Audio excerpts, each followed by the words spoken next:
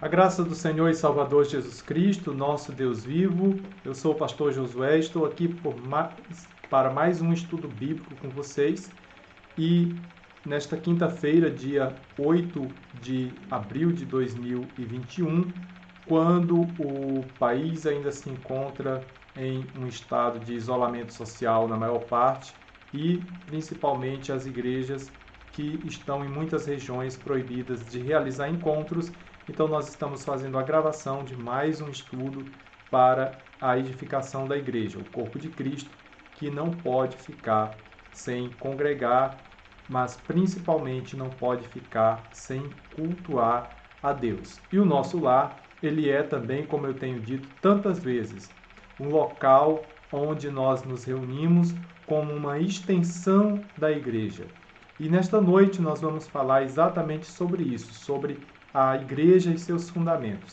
Então eu já quero convidar você nesse instante para orar comigo e que o Espírito de Deus complete a sua boa obra em nossas vidas. Oremos.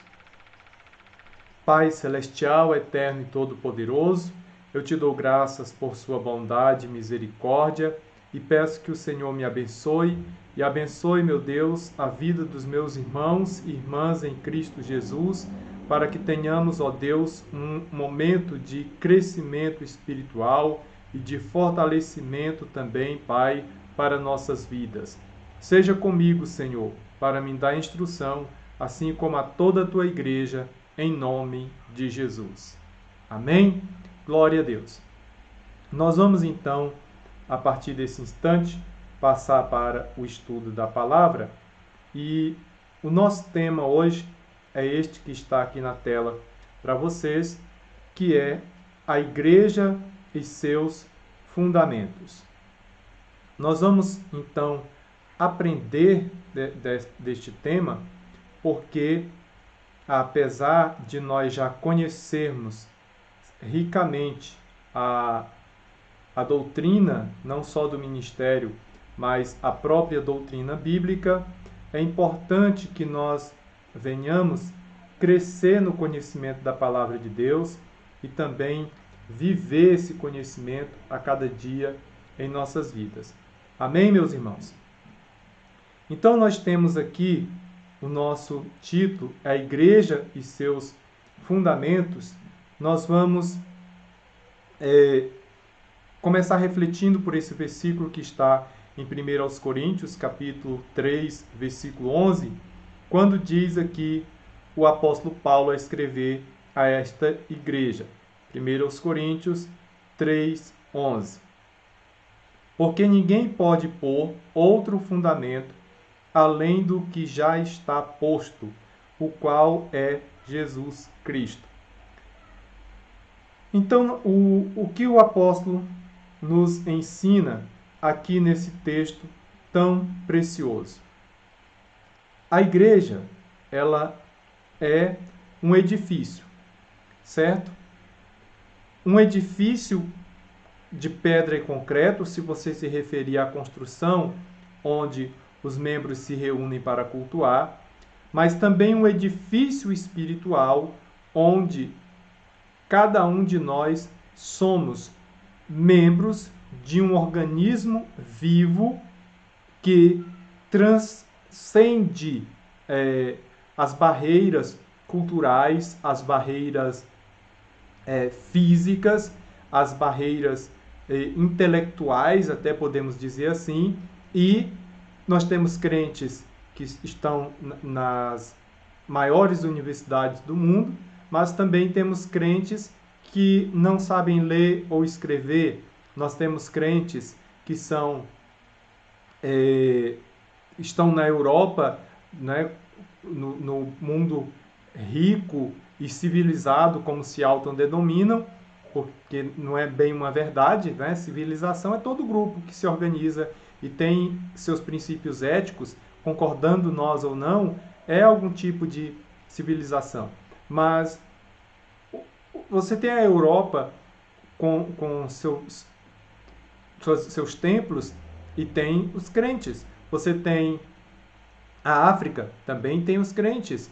E você tem as tribos indígenas e também Muitas, né, eu gostaria que a maioria delas, eu arriscaria aqui dizer, e espero que seja assim, a maioria delas também já tem crentes. Então, a igreja, ela transcende a cultura, ela transcende a riqueza material, ela transcende o conhecimento científico, ela está em todas as estruturas, em todos os ambientes da sociedade, e nós glorificamos a Deus por isso, e é por isso que nós estamos aqui, para cumprir o Evangelho de Jesus. E aproveitando o momento, eu estava refletindo hoje pela manhã sobre o julgamento que está acontecendo neste momento em que eu estou gravando este estudo, no Supremo Tribunal Federal aqui no Brasil, a respeito das igrejas ficarem ou não livres nesse momento para abrirem e realizarem encontros coletivos, seja missas nas igrejas católicas, cultos nas igrejas evangélicas. E isso também se estende a outras religiões, porque quando se fala de direito religioso, não estamos falando apenas do pastor, do evangélico, nós estamos falando de todo tipo de religião. E aí é uma questão que a gente precisa ver com muito cuidado, porque às vezes você pode pensar, não é com a minha religião, então não é problema meu. Mas quando você pensa no arcabouço religioso e vê que estão mexendo em uma religião, é só uma questão de tempo até chegar a sua vez. Então é preciso que a gente pense no direito como um todo, né? Seja o direito civil, seja a liberdade religiosa, seja a atitude democrática. Nós somos cristãos, mas enquanto estivermos neste mundo, somos também cidadãos. E como cidadãos, nós temos direitos perante o Estado, mas também temos deveres para com este Estado, desde que estabelecidos os limites até onde nós podemos ir. E eu refletia exatamente porque me ocorreu. Jesus disse que nós seríamos arrastados até os tribunais para testemunharmos dele. E ali não estavam pessoas necessariamente sendo julgadas por crer. É um julgamento que tem a ver com a questão de até onde vai a liberdade e se essa liberdade coloca ou não em xeque os outros. A gente sabe que por trás disso existe uma luta espiritual. A verdade é uma batalha espiritual para que a igreja não abra as portas e a semente do evangelho não seja pregada. E aí eu não digo aqui que a gente tem que fazer isso deliberadamente. Não, a gente tem que ter responsabilidade, como por exemplo nós na Igreja Cristã Pentecostal em São Paulo, Itaquera, estamos por enquanto com a igreja aberta para receber as pessoas e dar o atendimento pastoral, mas não fazendo encontros coletivos. Então é uma questão delicada, mas que a gente tem que ter também o bom senso e ser racionais. Então, o problema é quando o Estado ele interfere, bate o martelo e junta todo mundo e estabelece uma determinação final que se pode ou se não pode. Aí, neste momento, o Estado deixa de ser laico e isso volta a ser um grande perigo para a nossa fé. Então, eu pensei, aqueles ministros, eu não sei qual é a fé que eles professam ou se professam alguma fé, né? Mas é importante a gente pensar numa questão. A defesa que está sendo apresentada ali, ela tem, de certa forma, uma autoridade também para citar a Bíblia e para citar o cristianismo, no caso dos que são cristãos. E esses juízes do Supremo estão ficando também indesculpáveis diante destes argumentos. Eles estão tendo a oportunidade de ter o contato com o Evangelho. E se a desprezarem, serão julgados por isso também perante Deus. Então, cabe a nós orar por eles, pedir que Deus tenha misericórdia e opere na vida deles. Mas como isso nos ajuda aqui no entendimento do nosso estudo? Voltando aqui ao nosso versículo, o apóstolo Paulo diz que ninguém pode pôr outro fundamento além do que já está posto, o qual é Jesus Cristo. Aleluia. Então, eu dizia que a fé cristã, ela transcende todas as barreiras. Neste momento, até mesmo as barreiras do Supremo Tribunal Federal, de ministros que são inacessíveis por nós como pregadores, mas que agora de alguma forma têm o contato também com esta pregação. E aí nós voltamos então, prosseguimos então com o estudo.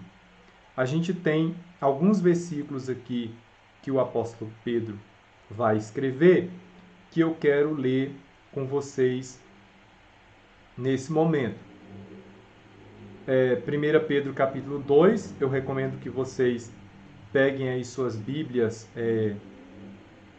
e abram ou marquem essas referências nesse momento, para vocês acompanharem depois. Então ele diz aqui, capítulo 2,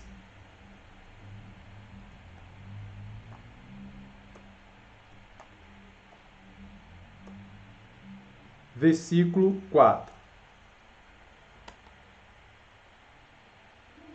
E chegando-vos para ele pedra viva, reprovada na verdade pelos homens, mas para com Deus eleita e preciosa. Vós também, como pedras vivas, sois edificados, casa espiritual e sacerdócio santo, para oferecer sacrifícios espirituais agradáveis a Deus por Jesus Cristo. Por isso também, na Escritura se contém: eis que em Sião a pedra principal da esquina, eleita e preciosa, e quem nela crê não será confundido.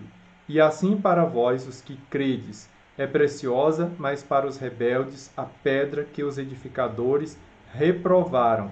Essa foi a principal da esquina. E uma pedra de tropeço e rocha de escândalo para aqueles que tropeçam na palavra, sendo desobedientes para o que também foram destinados. Então aqui o apóstolo Pedro, ele cria uma explicação a respeito da igreja como uma edificação, e essa edificação ele coloca Jesus como a pedra principal, que é a pedra de esquina. Ou seja, quando eu penso em igreja como uma edificação, eu tenho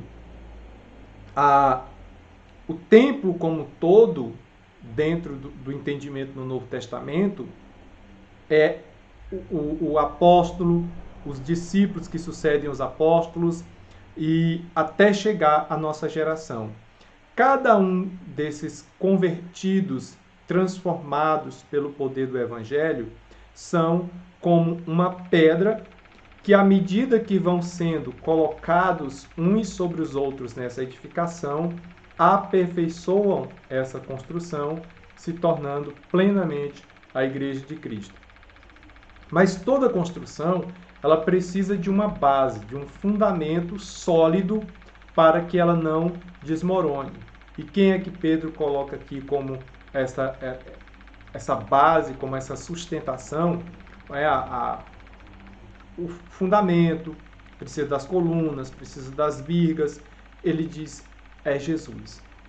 Se ele é tão fundamental, mas vocês, edificadores, não entenderam isso e o desprezaram. E aí ele se volta nesse momento para os líderes religiosos da sua época, que desprezaram Jesus, criticaram Jesus, perseguiram Jesus e, por fim, acabaram levando ao julgamento por ímpios e, mais que isso, sendo morto, né, através ali do castigo romano. Então, hoje, a igreja, nós temos não só um mundo secularizado que despreza a igreja e a pedra fundamental que é Jesus Cristo, mas nós também temos dentro da própria igreja um debate, às vezes, destrutivo.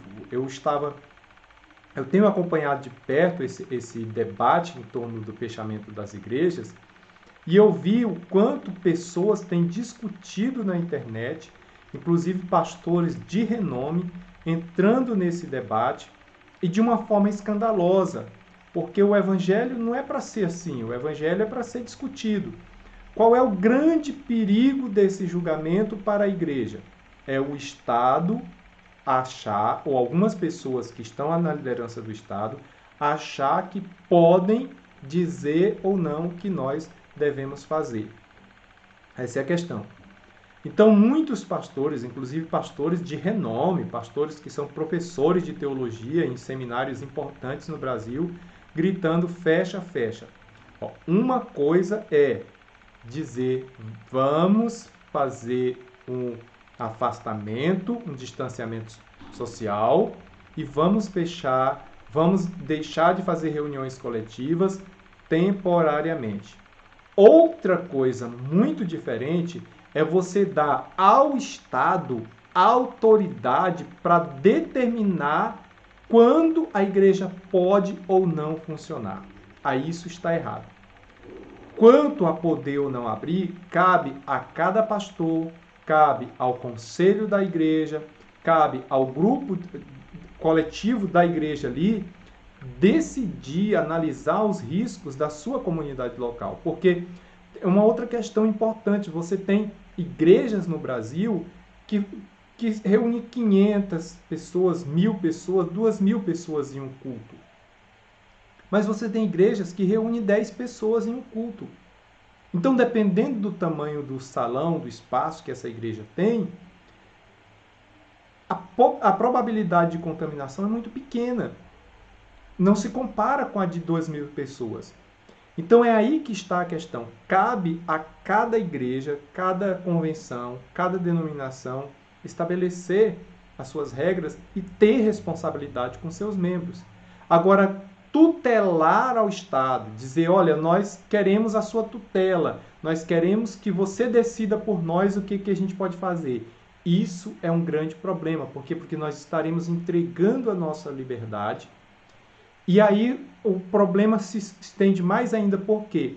Porque essas mesmas pessoas que usam o Estado hoje, elas são aquelas que gritam que o Estado é laico e não querem que a gente se intrometa em princípios. Eles não querem que a gente se envolva nas regras das escolas, nas regras governamentais, nas questões políticas, porque diz que a religião não pode se misturar porque o Estado é laico. Mas são essas mesmas pessoas que querem que o Estado diga se a igreja pode ou não funcionar. E aí onde é lamentável que alguns líderes influentes no Brasil tenham caído neste equívoco de que não perceber que não se trata de abrir ou não a igreja, de contaminar ou não pessoas, mas o que está por trás é algo muito maior, porque a pandemia vai passar, com fé em Jesus, amém? Diz amém aí. A pandemia vai passar, mas outros problemas sociais surgirão, outras questões surgirão.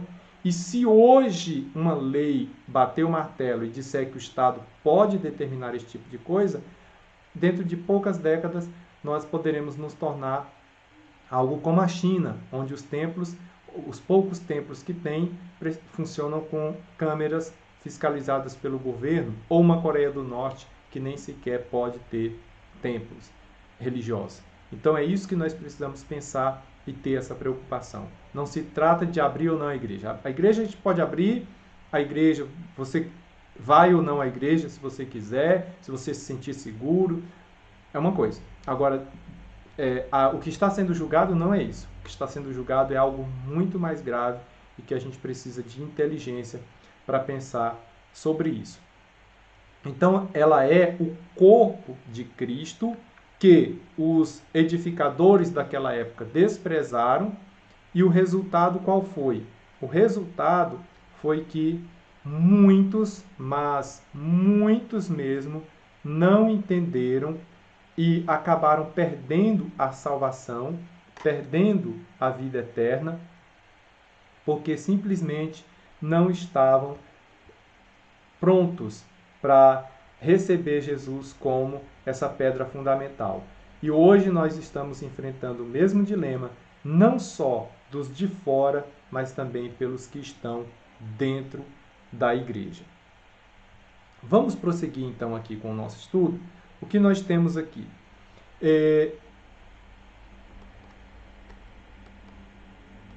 Profecias sobre o fundamento espiritual. O Salmo 118 diz: a pedra que os edificadores rejeitaram tornou-se a cabeça da esquina. Da parte do Senhor se fez isto. Maravilhoso é aos nossos olhos. Aleluia. Então, o que diz esse texto? Esse texto ele é exatamente uma profecia a respeito daquilo que está dito lá no texto que eu li agora há pouco com vocês. No Novo Testamento, Pedro vai recorrer a essa referência do Salmo para mencionar Jesus, que na verdade já estava profetizado sobre ele aqui. Isaías também falou sobre isso, 28:16. Portanto, assim diz o Senhor Deus: eis que eu assentei em Sião uma pedra já provada, pedra preciosa de esquina, que está bem firme e fundada. Aquele que crê não se apresse. Então esta pedra é quem? Esta pedra é o Senhor Jesus Cristo. Aquele que se escandalizar nela se perderá, mas aquele que estiver fundado nela permanecerá. Então a igreja é vista aqui não só como um templo de pedra onde as pessoas vão e recebem uma porção mágica. A igreja é o próprio organismo vivo, cuja principal pedra, rocha, fundamento, base é Jesus. E se nós estivermos alicerçados nele, nós permaneceremos. Amém? Louvado seja o nome do Senhor Jesus Cristo. Mas se nós nos escandalizarmos, então a questão é que nós pereceremos, seremos esmagados por esta mesma pedra. Prosseguindo com o estudo, nós temos aqui os próximos versículos. 1 aos Coríntios 3:11. Porque ninguém... Ficou encoberto aqui, mas 1 aos Coríntios 3:11, a referência, tá?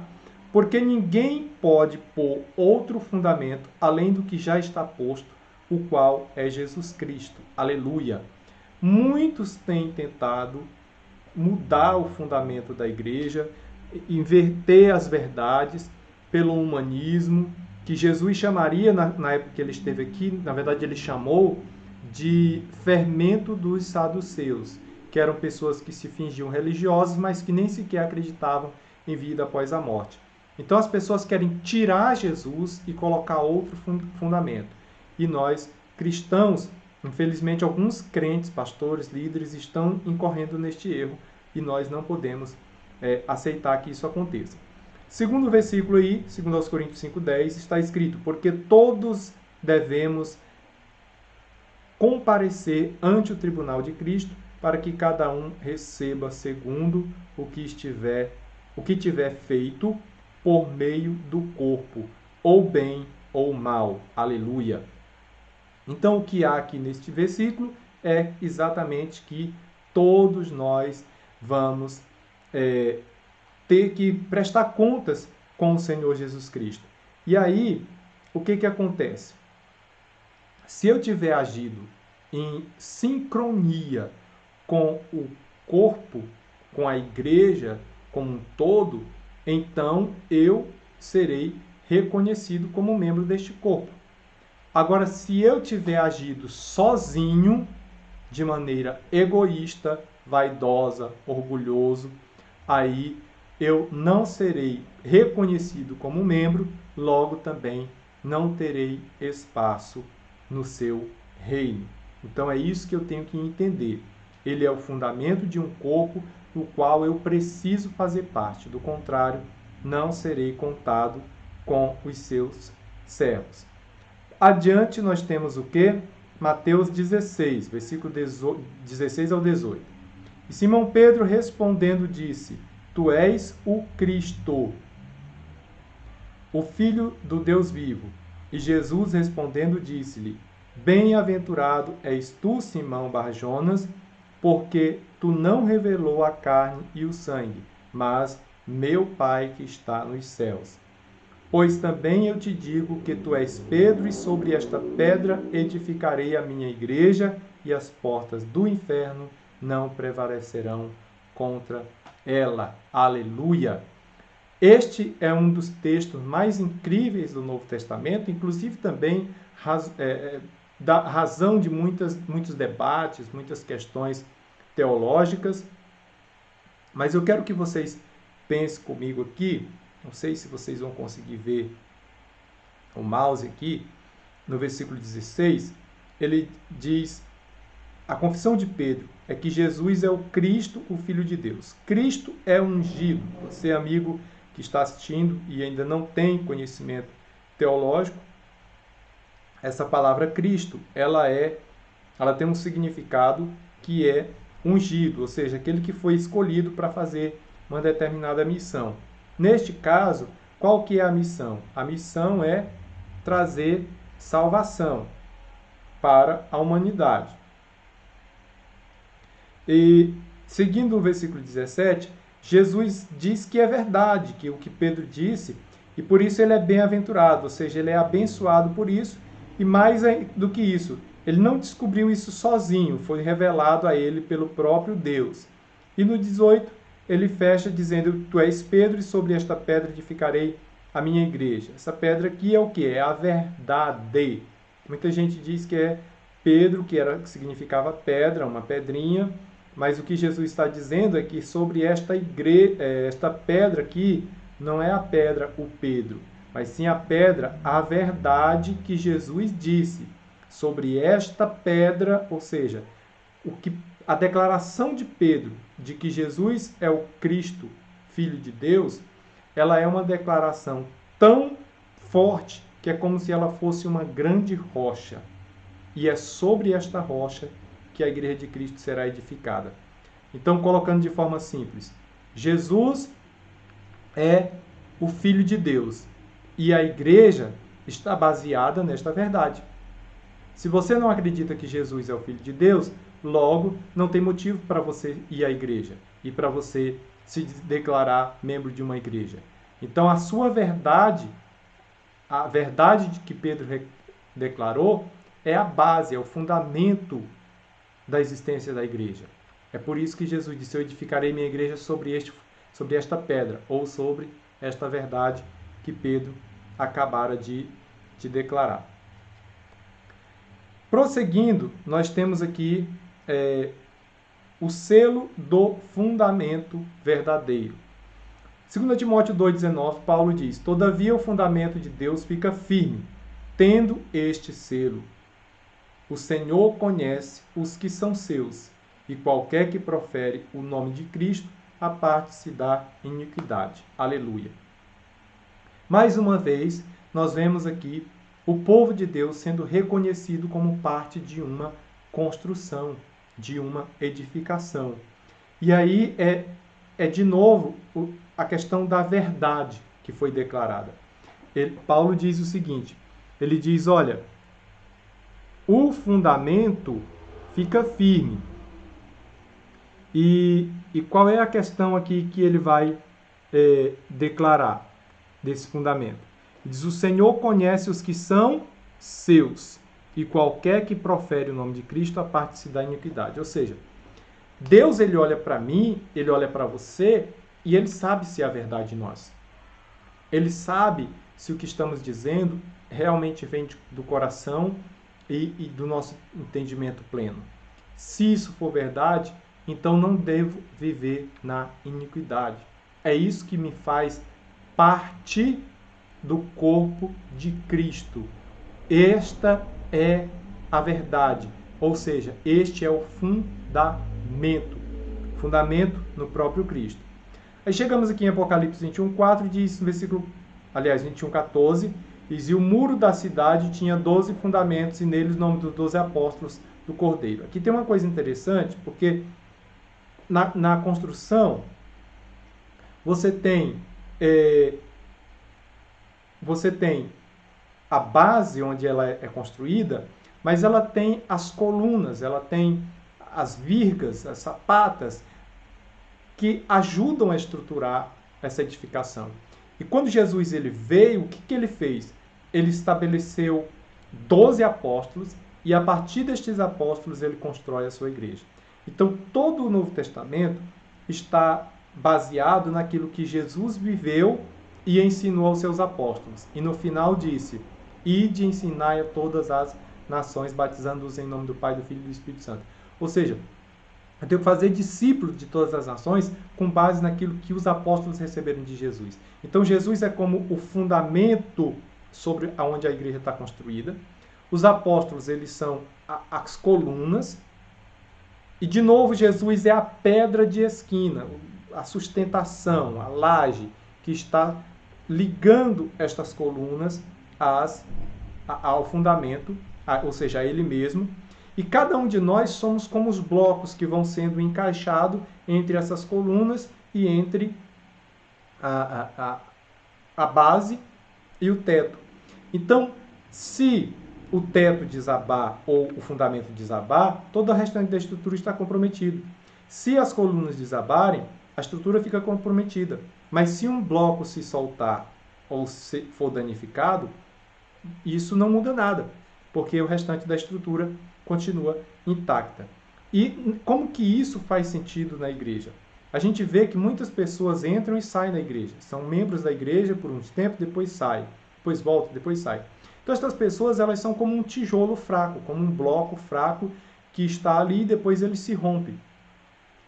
Mas aqueles que permanecem em Cristo continuam firmes.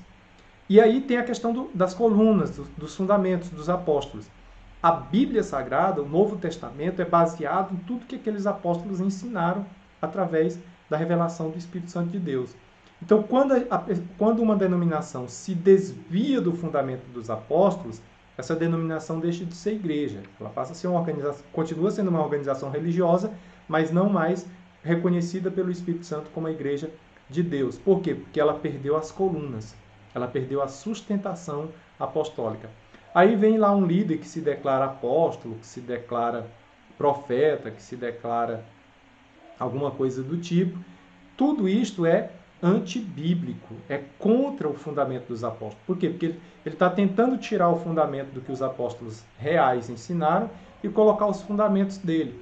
E isso está errado. Por quê? Porque não existe mais apóstolos. Apóstolos são aqueles que foram nomeados por Jesus. Então essa galera que aparece hoje dizendo que é apóstolo não tem fundamento algum em Cristo e nem está sustentado na doutrina dos verdadeiros apóstolos de Jesus.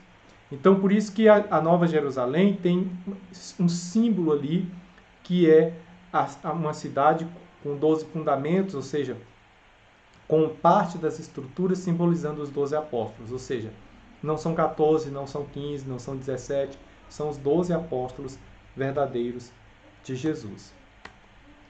Então, tendo dito isto, nós partimos aqui agora para a conclusão. Eu quero ler com vocês aqui esses versículos do seguinte: Deus conhece os fiéis ao seu evangelho e os que transgridem a sua palavra. Gênesis 18, 19. Porque eu o tenho conhecido e sei que ele há de ordenar a seus filhos e a sua casa depois dele, para que guardem o caminho do Senhor, para agir com justiça e juízo, para que o Senhor faça vir sobre Abraão o que acerca dele tem falado. Aleluia. Aqui foi esse texto que eu acabei de ler. Aqui, o que nós temos é uma promessa feita aos patriarcas, a começar por Abraão. Deus diz que sabe o que ele faz, tem conhecimento a respeito do caminho dele, do que ele tem feito. E no Novo Testamento a gente tem 1 Coríntios 8:3. Mas se alguém ama a Deus, esse é conhecido dele. Ou seja, o Abraão era conhecido de Deus, nós precisamos ser conhecidos de Deus, porque está em nós, né, essa declaração, e se eu obedeço a palavra dele, logo eu também serei conhecido dele, desde que eu esteja vivendo realmente isso. Aqui nós temos, os fiéis são como colunas na igreja. Eu já expliquei toda essa questão das colunas. Em Gálatas 2:9, Paulo vai dizer: E conhecendo Tiago, Cefas e João, que eram considerados como as colunas, a graça que me havia sido dada, deram-nos as destras, em comunhão comigo e com Barnabé, para que nós fôssemos aos gentios e eles à circuncisão. Aqui Paulo reconhece então os apóstolos como sendo colunas da igreja, que é o que eu acabava de declarar a vocês. Então, meus queridos irmãos e irmãs, é isso que eu tinha a dizer a vocês. Voltamos aqui então ao nosso primeiro slide. A igreja e seu fundamento. Qual que é o fundamento da igreja? Não é o que um ministro do Supremo Tribunal vai declarar hoje. O fundamento da igreja não é o que um político declara, o que um poder legislativo pode escrever milhares de leis a respeito da igreja. Isso não muda em nada a verdadeira igreja de Cristo. A verdadeira igreja de Cristo, ela está fundamentada nele e na doutrina dos apóstolos, que são como colunas que sustentam aquilo que ele tem ensinado ao longo da história. Então, qualquer dúvida que pairar sobre a sua cabeça, você tem que pensar: isso está estruturado em Cristo? Isso está estruturado na doutrina dos apóstolos? Não, não está. Então, eu não vou dar ouvidos. Então, eu quero, então, nesse instante, orar com vocês, pedindo: Senhor, nos revela a cada dia mais a Tua verdade, os Teus ensinamentos, para que nós possamos estar, de fato, alicerçados nessa pedra de esquina, nesse fundamento, nesta rocha que é Jesus, e baseados também na doutrina dos apóstolos.